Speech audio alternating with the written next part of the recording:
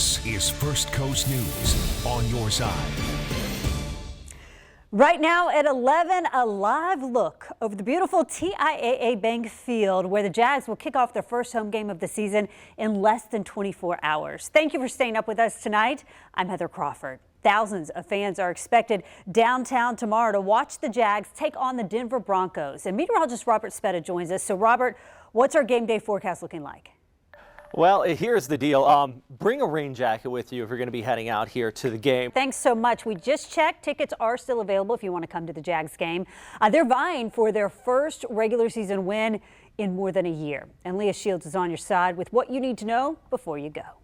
And before you get into the stadium, there are hand sanitizing stations all over. And of course, the normal protocols will be in place. Remember the bag requirements. They want you to take clear bags. If you do bring a normal bag, it has to be very small. And remember, as Robert mentioned, umbrellas are prohibited. There is a chance of rain tomorrow, so you may want to pack your poncho.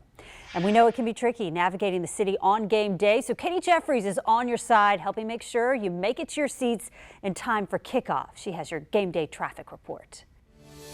Thank you, Katie. Developing tonight, an ATV accident injures 3 people at the Hogwaller Mud Bog in Palatka. This happened this afternoon.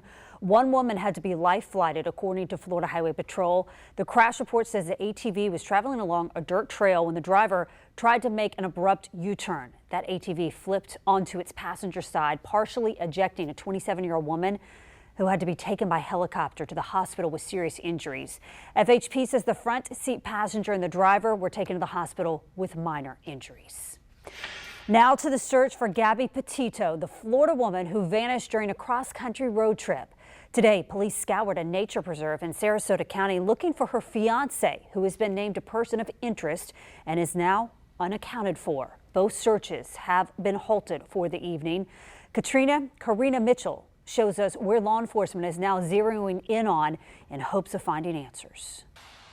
Now to the latest on the pandemic and new numbers just released last night by the state of Florida. As you can see on this chart right here, new COVID cases are continuing to trend downward. That's some good news.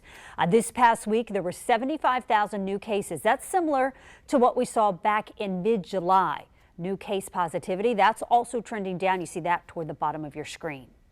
And in St. Johns County, members of the Education Association will get up to 8 days of paid COVID sick leave this school year if they're required to quarantine or out because of the illness. Its union members have approved a memorandum of understanding with the school board. The board, though, still needs to vote on the agreement before it takes effect.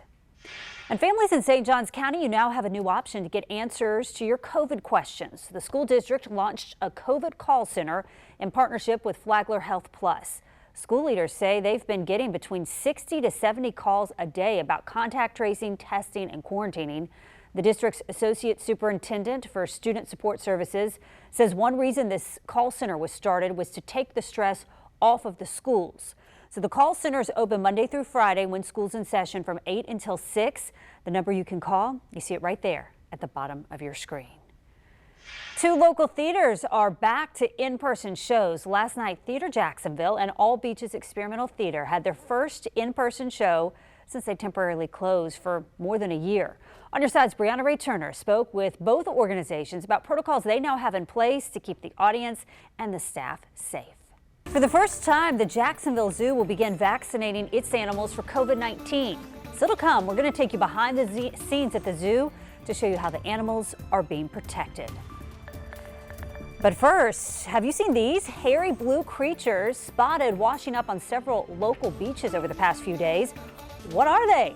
Where were they spotted? And do they pose a threat? We're on your side getting answers. Okay, you gotta see this blue button jellyfish. They're pretty cool looking, huh? They were spotted in St. Augustine Beach and Crescent Beach this week. If you see one of these floating on the top of the waves or on the beach, experts say it's best to leave it alone. The blue buttons don't sting quite the same way as jellyfish, but they do have stinging cells that can cause skin irritation. As of today, there have been no sightings we know of at Jacksonville Beach. And it's really interesting to see how they train the animals for the vaccine.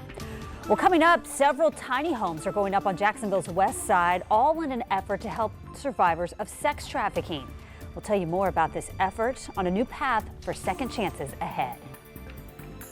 And here are tonight's Powerball winning numbers. The jackpot, $460 million. The winning numbers, 45, 39, 5, 57, 36.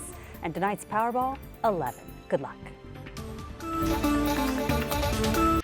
Well, it's being called a village of hope. Tiny homes being built on Jacksonville's west side.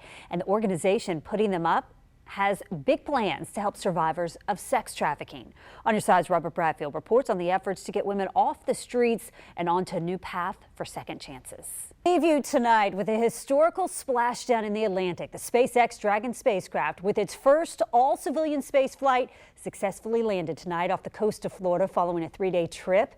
It was hot on the exterior, 3,500 degrees, but inside the cabin it didn't get above 85.